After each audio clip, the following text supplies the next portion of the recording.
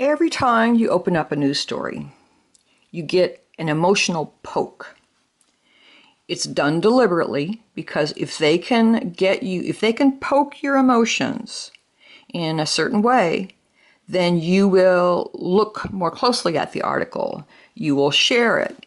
You will follow their links. And they are monetarily and subscriptionally rewarded for making you feel a certain way. And they're very good at it. They're professionals. There's a whole psychology of doing that. You're going to be doing an analog, but you're going to do it on a rock. And so the first thing you want to do is pick an emotion. Pick one that you choose, not one that someone pokes you into. Pick it, feel it, inhabit that emotion. That might take you a little bit of time to really get there where you're feeling the emotion. Then you're going to take paints and you're going to create an analog on a rock that represents an emotion. Our environment for painting is not ideal. We have a bucket of clean water and a bucket for dirty water. This is my water. It's not really dirty enough yet. I'm going to keep going with it. And you'll want to get your brush a little bit wet. These are brushes that have a little spring to them. So if you push down, they'll spring back.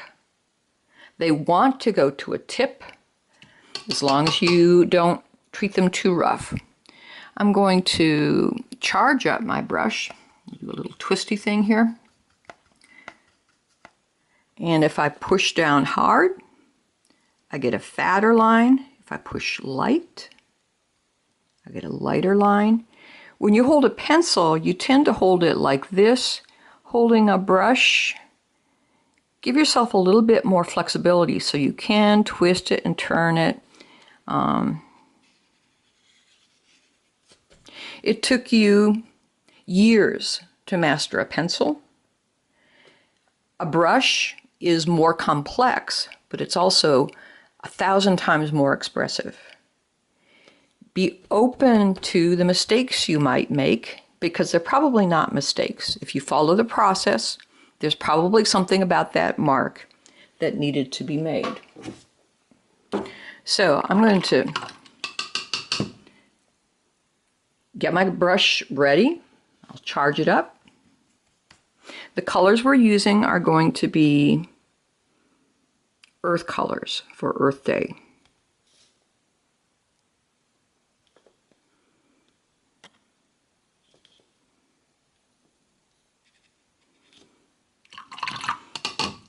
Change a color. You can add more water to change the effect of the mark.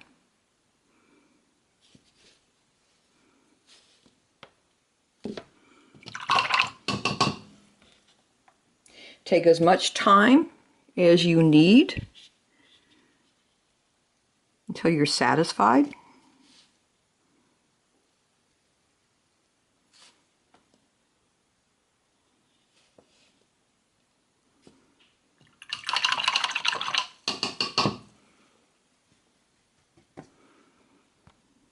There are plenty of rocks, so if you want to start over, you can, but I think we can probably just learn to live with the marks we create.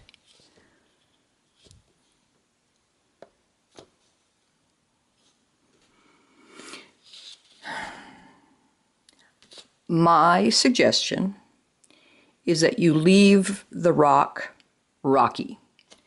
This is not an order, because if your inner analog says, you know what, I really need to cover this rock with paint, then you go ahead and cover that rock with paint.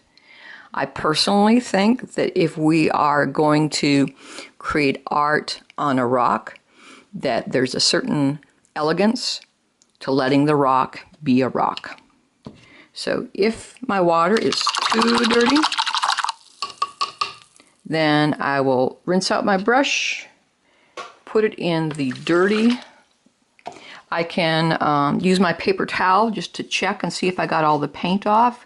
We don't want to be doing a lot of fierce drawing of the brush. It does not hurt the brush to be wet. Putting it upside down to dry is not a good idea, but if it's right side up, it will dry back to a point as long as you don't break the inner spring. So, pick an emotion, inhabit the emotion, work on expressing that analog of the emotion on your rock.